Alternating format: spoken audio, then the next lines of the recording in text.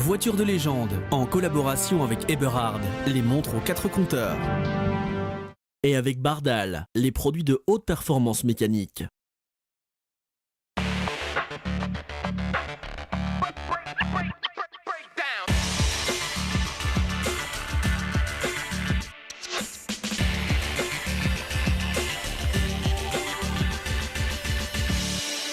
Bienvenue dans Voiture de légende pour cette deuxième émission de rentrée. Nous sommes à Marchand-Famenne, dans un centre-ville qui a été entièrement rénové et des bâtiments réaffectés assez intéressants. Vous allez voir, on va un peu en faire le tour.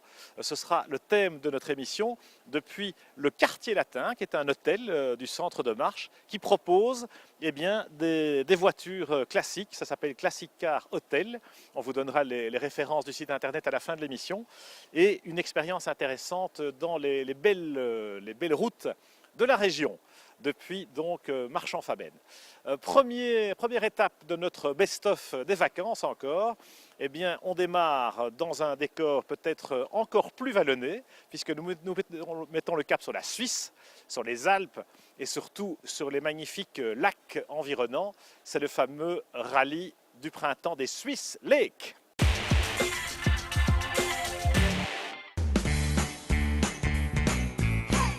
Le Swiss Lakes Classic est heureux de vous accueillir au Fermont-Montre Palace pour le départ de sa 3e édition. Ce rallye historique pour véhicules de prestige de 1930 à 1975 est organisé sans moyenne imposée, un parcours secret basé sur une navigation routière dévoilée en fléchémétré dans un roadbook et se fait sur des routes 100% asphalte. Dan Herculis nous dévoile ses secrets pour la réalisation de ce roadbook. Mais d'abord, j'ai une aversion pour les grandes routes, les autoroutes et les secteurs avec ralentisseurs ou casse-vitesse. Donc, je m'attache vraiment à rouler dans les campagnes et à éviter les villes grandes, moyennes. Donc, le roadbook les aide à découvrir des régions inattendues et qui fait circuler les participants sur des routes où ils n'iraient jamais de leur propre initiative, puisque la philosophie du Swiss Lakes Classic, c'est de se promener agréablement dans les campagnes et dans les montagnes suisses. Donc il n'y a pas de notion de compétition. La philosophie de ce rallye est indéniablement l'esprit sportif des gentleman drivers passionnés d'automobile. Convivialité et courtoisie sont les valeurs auxquelles est attachée l'organisation et constituent la ligne de conduite de cette 3e édition du Swiss Lakes Classic. Les équipages français, belges, suisses, néerlandais, émiriens et bien d'autres sont au rendez-vous pour cette première étape au plateau exceptionnel. C'est une Aston Martin DB6 qui a la caractéristique d'être un brick de chasse. C'est un carrossier particulier qui s'appelle Panelcraft qui en a fait 3. Et les 2 autres sont des conduites à droite et c'est donc la seule conduite à gauche.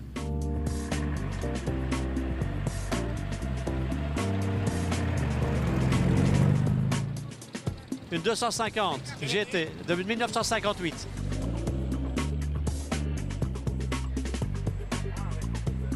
Une 356 1959. C'est une TR2 coupée Francorchamps assez rare qui a été fabriquée en Belgique à Nessonvaux chez Imperia.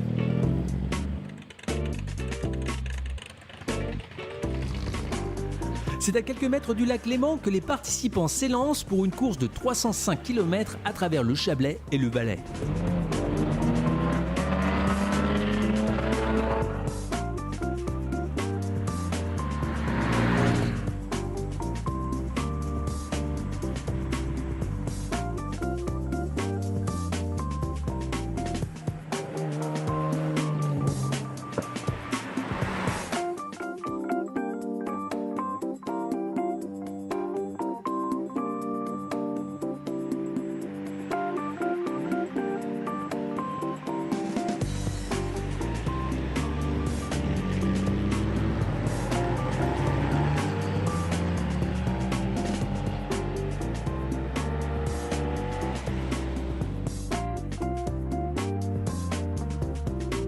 Une superbe halte attend nos concurrents au lac de Champex.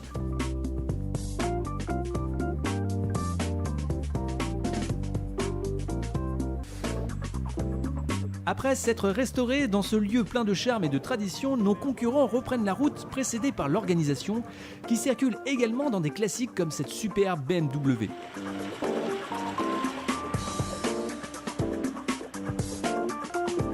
Deux cols seront traversés, le col de la Croix culminant à 1176 mètres, frontière entre les Alpes du Nord et celles du Sud, puis le col du Pilon reliant les Diablerets dans le canton de Vaud à Stade dans le canton de Berne.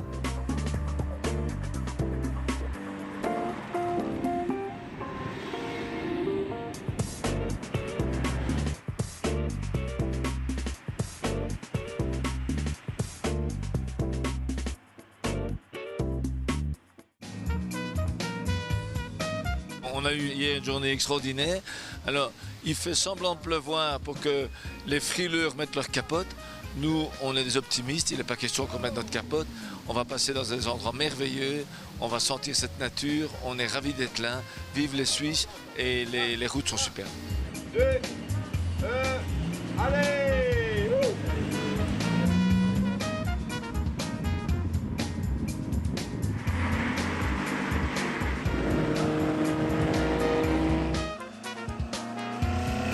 Cette journée est ponctuée par une épreuve de régularité sur le circuit de Lignières. Tous les concurrents apprécient le challenge et se piquent au jeu.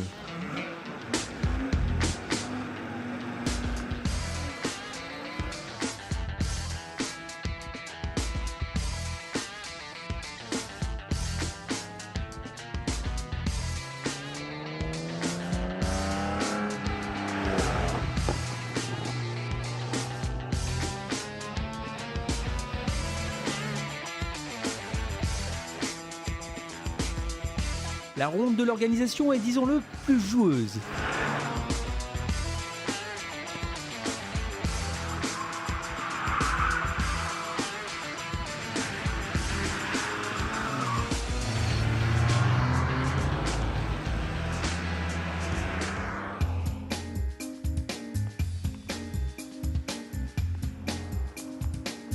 C'est à travers les intempéries et la campagne bernoise que nos rallymen rejoignent le célèbre palace Victoria Jungfrau à Interlaken, sans oublier de pointer aux différents checkpoints secrets disséminés le long de l'itinéraire.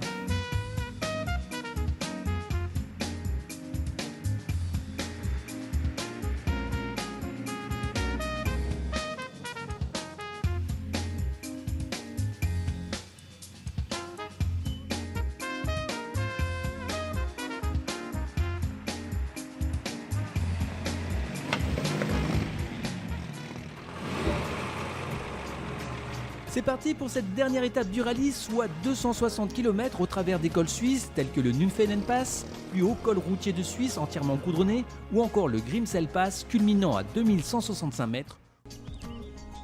Le retour au palace pour ce rallye 5 étoiles se fera à travers les sinueuses routes de montagne en passant les cols de Saint-Gothard, Susten Pass et les lacs de Lucendro et de Briance.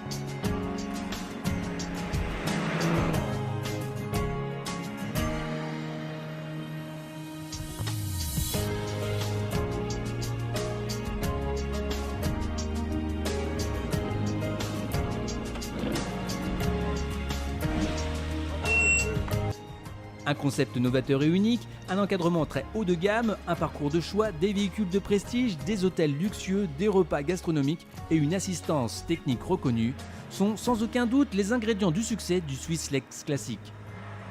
Le rendez-vous est pris pour la 4e édition qui se déroulera du 11 au 15 septembre 2013.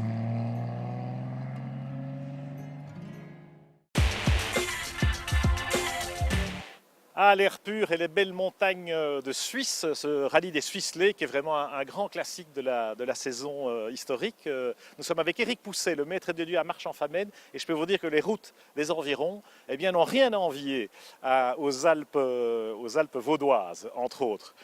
Éric, parlez-nous un peu d'abord de votre hôtel, le Quartier Latin, et de ce qui vous a donné l'idée de développer ce concept de classic car. Voilà, le Quartier Latin est un hôtel de 75 chambres dans le cœur de Marche-en-Famenne, en plein centre. La particularité, c'est que c'est une ancienne église jésuite qui a été transformée et réaffectée en un restaurant-brasserie. Et une caserne de pompiers qui fait office de... L'ancienne caserne de pompiers qui a été réhabilitée en hôtel. On a aussi un spa, c'est un centre de séminaire, c'est beaucoup d'activités le Quartier Latin, et notamment une activité autour des voitures anciennes, dont le but de développer cela, c'était un peu faire partager ma passion des voitures anciennes et surtout mon amour pour la région parce que je pense que nos routes sont aussi belles que les routes vaudoises. Alors je crois que vous avez un groupe de copains restaurateurs, je vois que ça s'appelle les volants gourmands, hein, c'est deux plaisirs qui sont quand même très agréables à mettre ensemble. Alors comment est-ce que c'est né quelque part? Et puis parlez-nous un peu du parc des voitures que vous proposez en location, il faut bien le préciser, avec une nuitée d'hôtel, ça fait partie d'un package. Voilà, oui, les volants gourmands c'est déjà un vaste sujet parce que c'est une initiative qui est née avec un ami restaurateur et un autre ami retraité. On a décidé de se rassembler pour faire partager justement cette passion et sortir nos voitures. On a un métier où on travaille le week-end, donc on s'est dit si on ne l'organise pas pour nous-mêmes, on ne les sortira jamais. Et voilà, on a associé les bonnes tables parce qu'on est tous des restaurateurs, on a chacun ses bonnes adresses et on les fait découvrir aux autres. Et les belles routes qu'on connaît et les belles tables. Alors joindre l'utile à l'agréable avec des vieilles anglaises, hein, c'est votre thématique. Oui, j'aime les anglaises parce que les anglaises ont la particularité d'être un peu plus capricieuses que les autres, donc elles vivent. Je pense que c'est des voitures bien vivantes. Oui. Ce sont des cabriolets, on prend l'air. On a une Austin Hillet, une MG, deux Triumph, une TR3, une Spitfire. Ça donne un peu un volet, voilà, on peut choisir et il y en a un peu pour tous les goûts, pour tous les prix. Exactement, oui, ça va de l'Austin Hillet qui est une voiture hyper performante avec un gros moteur que je ne traite pas facilement. Une authentique voiture de course, hein, il faut le dire. Voilà, ma préférée c'est la TR3 parce que c'est ma première et je pense qu'on a beaucoup de plaisir à conduire, on a beaucoup de sensations, c'est très viril, très rustique. La MGB qui est une voiture... elles ont toutes leur charme, elles ont toutes leurs particularités, voilà, je pense. Avec des compromis confort, performance et plaisir ludique. Merci beaucoup. Eric, on va encore s'intéresser à votre hôtel et à ses activités de loisirs, notamment classicarhotel.be dans la suite de l'émission. Mais nous allons maintenant reprendre la route puisque nous prenons la route du National Classic Tour qui, comme son nom ne l'indique pas, franchit les frontières. Cette année, on partait de Waterloo et en route vers de nouvelles aventures avec Kiki Bruins et ses amis. Au programme de la trentaine d'équipages inscrits pour cette 11e édition du National Classic Tour, 6 jours d'épreuve. Après le contrôle technique de Waterloo, les engagés prenaient la direction du Luxembourg pour une première journée de course plutôt pluvieuse. De Luxembourg, le parcours emmène ensuite les équipages vers Saint-Moritz via Baden-Baden pour 2 journées bien chargées avec l'Alsace, le Liechtenstein et la Suisse au programme. Les 2 dernières journées sont montagneuses et italiennes avec la fameuse traversée des Dolomites et les grands cols qui culminent à plus de 2800 mètres d'altitude. C'est là que les vénérables mécaniques peuvent souffrir de la chaleur, que ce soit au niveau du moteur, de la boîte ou des freins. Car garder une moyenne de 50 km/h en montagne, cela n'est pas de tout repos et il faut même parfois un peu attaquer.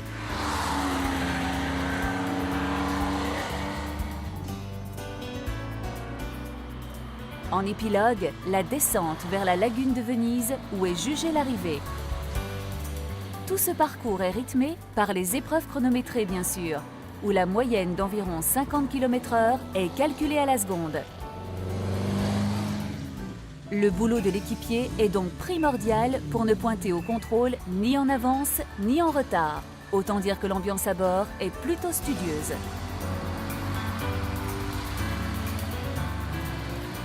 Le parcours est divisé en tronçons de liaison où il faut pointer dans la minute et puis des RT ou Regularity Test où les chronos se prennent à la seconde.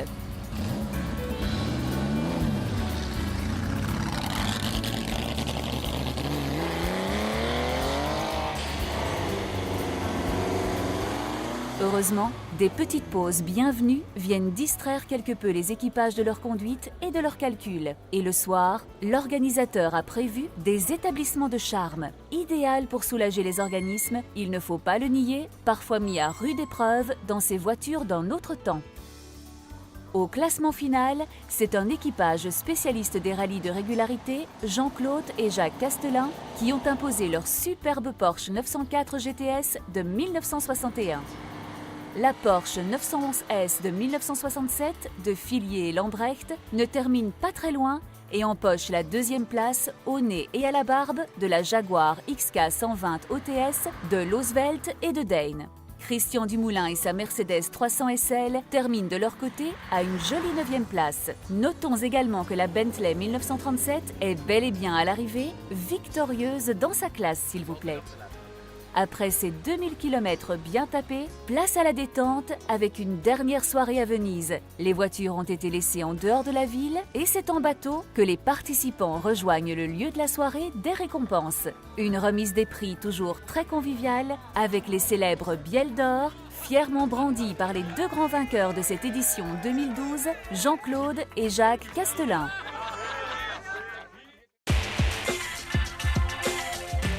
Voilà pour l'édition 2012 de ce National Classic Tour qui donc s'exporte alors qu'on a quand même beaucoup de très belles routes dans notre beau pays, pas tellement plat pays d'ailleurs, nous sommes toujours à Marchand-Famenne depuis cet hôtel du quartier latin avec Quentin qui va nous parler un peu des activités de loisirs que vous proposez à la clientèle, en l'occurrence Classic Car Hotel et surtout Ardennes Experience. En quoi ça consiste au juste? Donc tout à fait, Ardennes Experience c'est un événement qu'on organise 2 fois par an, c'est-à-dire une fois dans la période avril et plutôt septembre.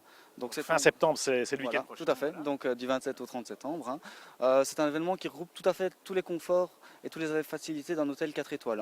Donc avec les avantages du centre de bien-être, tout on va dire le confort d'une chambre plutôt dans la partie contemporaine ou église, et également toute l'organisation par rapport aux voitures ancêtres. Donc Ardennes Experience, vraiment on est vraiment aux petits oignons avec nos clients, que ce soit pour les initiés ou pour les personnes qui n'ont pas de voiture ancêtre. Alors j'allais dire, vous proposez donc des voitures à la location, on a vu vos belles anglaises, on peut également venir avec sa propre voiture, vous avez un roadbook, vous avez une structure. Voilà. Donc ici voilà, on part toujours sur un roadbook qui est déjà connu et un autre roadbook inédit qui est vraiment fait le jour de l'événement. Donc les roadbooks font plus ou moins 150 km à chaque fois. Et là vraiment vous avez les pauses gourmandes, la pause apéro, la pause sucrée qui est organisée, mais les lunchs également, et tout vraiment est pris en charge par notre organisation. Et donc les personnes peuvent justement se balader dans les Ardennes, dans des paysages qu'on ne connaît pas. Et même moi-même, je veux dire que j'ai appris beaucoup de choses des Ardennes que je ne connaissais pas. Chaque année, vous découvrez de nouvelles routes. C'est vrai que c'est un puissant fond en quelque sorte. Alors, pour bien résumer la situation, classiccarhotel.be, on peut aller sur le site, se renseigner. C'est donc le concept louer une voiture et une nuitée d'hôtel, un package où vous avez effectivement déjà ce roadbook. Oui. Et puis Ardennes Experience, c'est donc 2 fois par an, à l'automne et au printemps. Voilà, tout à fait. À l'automne et au printemps, c'est un séjour de 3 nuitées, donc souvent du jeudi au dimanche. Et toute l'organisation, tout est compris dans le tarif. Donc vraiment là, les personnes viennent avec leur voiture ou peuvent en louer donc, au quartier latin directement et on s'occupe d'eux. Voilà. Ils n'ont plus qu'à arriver. Et vous limitez un certain nombre de voitures? Actuellement, nous tournons aux alentours de à chaque fois 15-16 voitures. On limite, je veux dire, en fonction du nombre de chambres. Mais on veut que ça reste à la fois privilégié et un groupe justement où la convivialité règne. Voilà, parfait. Privilégier effectivement la convivialité aussi. Merci beaucoup Quentin. Je vous invite vraiment à découvrir ces Ardennes Experience, peut-être pas ce week-end, peut-être celle du printemps prochain. De toute façon, c'est organisé 2 fois par an au départ de cet hôtel du quartier latin, ici dans le centre de Marche. Maintenant, on va aller dans le centre d'une autre ville, une ville d'eau en l'occurrence, puisqu'il s'agit de Spa, où tous les 2 ans on organise là-bas, le Rétromobile Club de Spa organise les rétrofolies. On connaît bien évidemment les francofolies de Spa. Je vous invite à découvrir les rétrofolies de Spa, où la ville, le centre-ville est entièrement dédié à la voiture ancienne. C'est une fois tous les 2 ans et ça vaut le coup.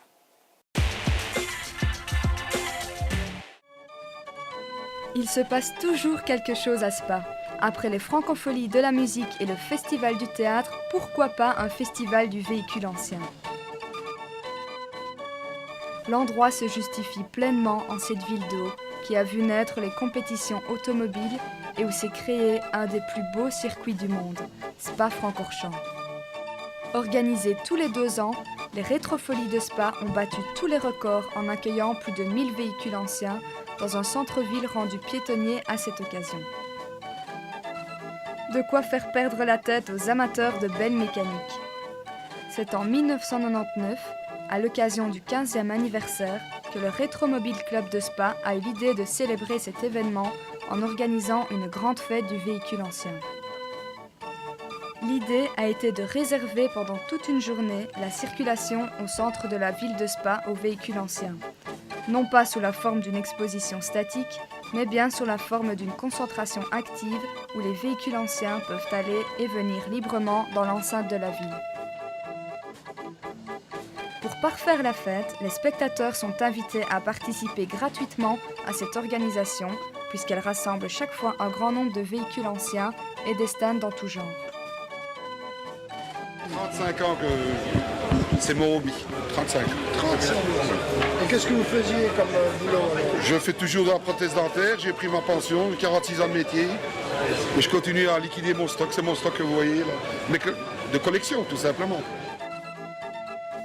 Ce genre de manifestation a connu un tel retentissement qu'elle fut, à la demande générale, renouvelée en 2000 et le sera par la suite tous les 2 ans, l'avant-dernier week-end du mois d'août.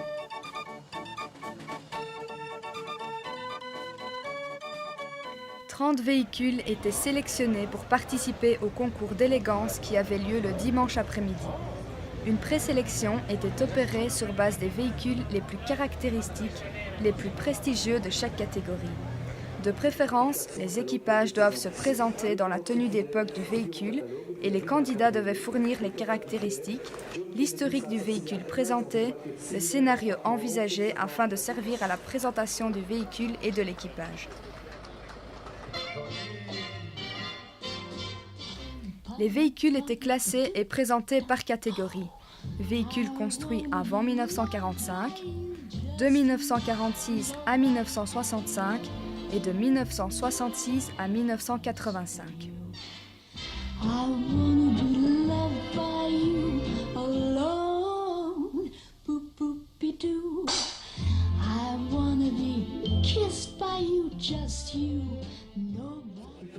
Deux notes seront attribuées par chacun des membres du jury.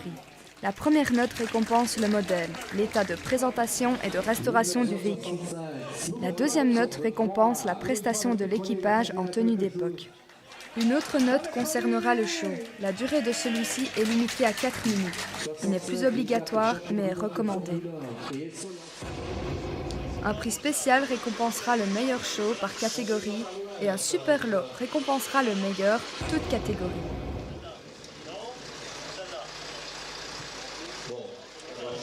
C'est un autre problème. Oh là là, là, un appareil, une soupape.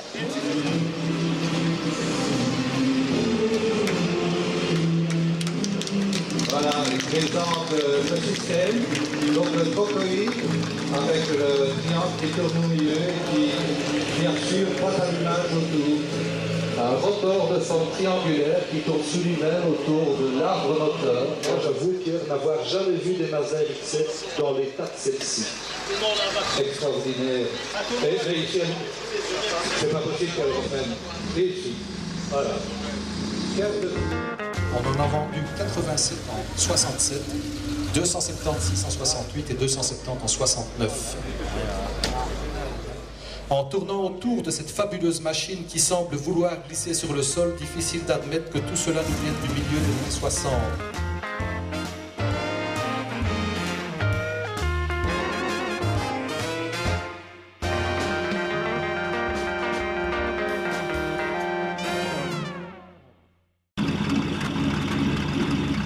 Notre petit tour continue parmi les véhicules présents. Il nous a permis de découvrir certaines automobiles anciennes, comme cette DeSoto. La DeSoto était une marque automobile américaine appartenant à la Chrysler Corporation et qui exista de 1928 à 1961.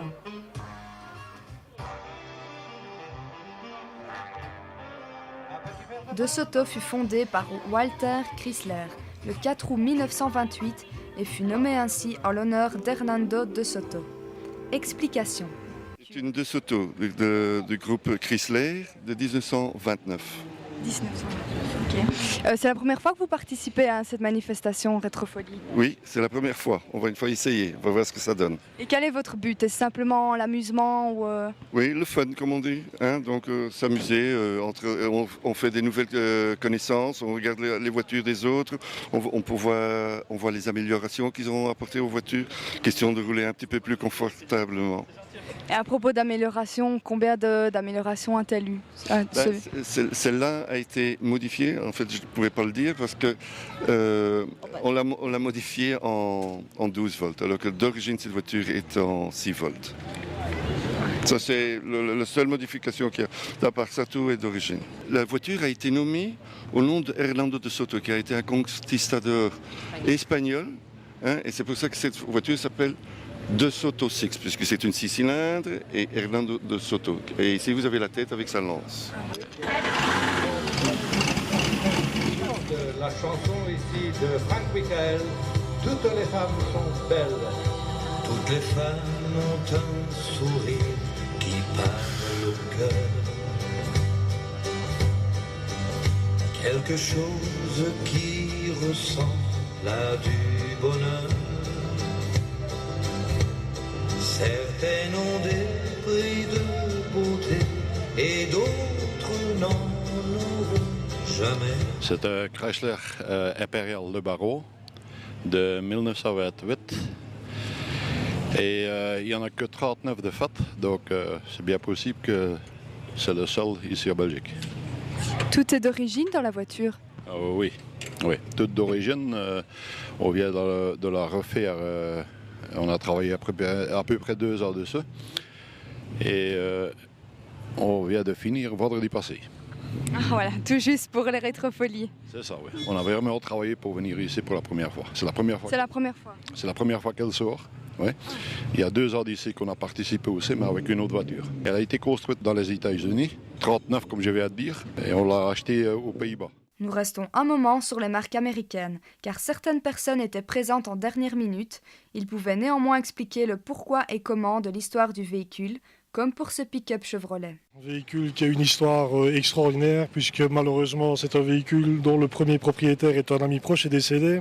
Et il avait démarré le chantier il y a 3 ans. J'ai récupéré le chantier il y a 3 ans pour qu'il soit terminé pour bien faire aujourd'hui. Et on a eu fini cette nuit. Quelles sont les caractéristiques de ce véhicule? Donc la marque standard Vanguard de 1951. Donc cette voiture est sortie de l'usine Imperia. Donc en 1951, elle a été vendue à Anvers. Elle a été restaurée il y a une vingtaine d'années. Le moteur est un 2100 cm3 et un moteur qui faisait 66 chevaux à l'époque. C'est une voiture qui se trouve maintenant assez rarement parce que c'est la toute première phase de la Vanguard. Donc c'est le tout premier modèle et elles deviennent très rares. Oui. D'accord. Mais celle-là a été entièrement restaurée, tenez, donc il y a une bonne vingtaine d'années. Côté voiture française, on retiendra un Citroën avec la C4 et la C6. Pour ces véhicules, ils sont aussi des automobiles d'avant-guerre. Les années de production de ce véhicule sont entre 1928 et 1932. Pouvez-vous me dire la marque et l'année, d'autres caractéristiques? Citroën C4, comme les nouvelles maintenant, il y a toujours des Citroën C4. 1932, alors elle fait 1767 cm3, ce n'est que 32 chevaux et c'est l'ancêtre des breaks. Donc l'arrière s'ouvre en 2 parties. Le véhicule est d'origine? Oui, il est d'origine, oui, il est très dur à conduire parce que la boîte de vitesse, ce n'est que 3 vitesses. Et il n'y a pas de synchronisation. Donc il faut faire le double débrayage, c'est très lourd, il faut avoir de la poigne et voilà. C'est très difficile à conduire. Une autre C4 de 1931 et son heureux propriétaire. Et aussi une Citroën, une C4 de 31.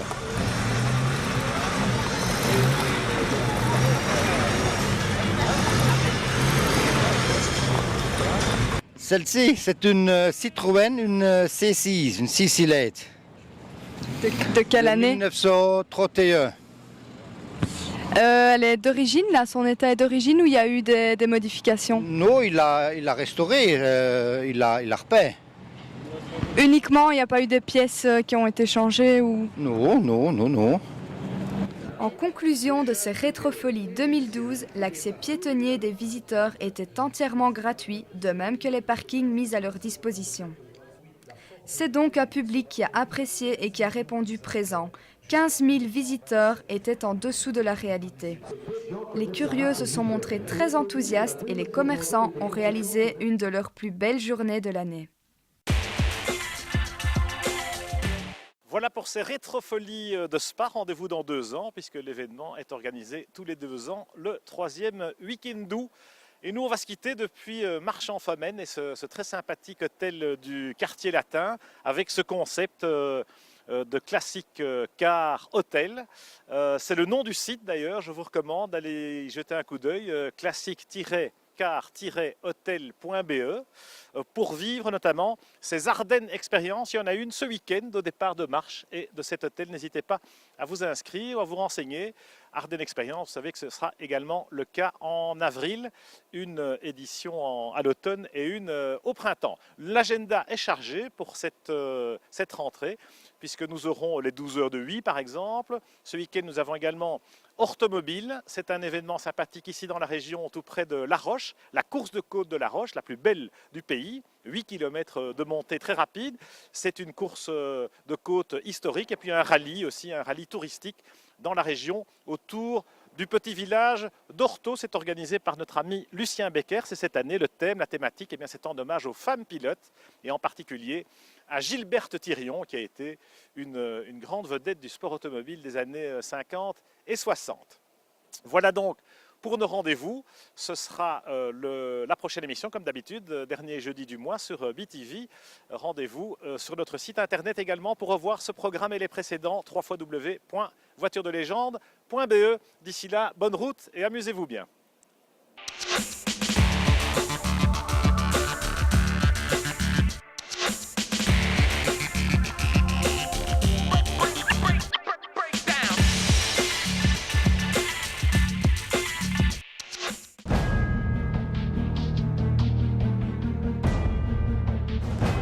Voiture de légende, en collaboration avec Eberhard, les montres aux 4 compteurs. Et avec Bardal, les produits de haute performance mécanique.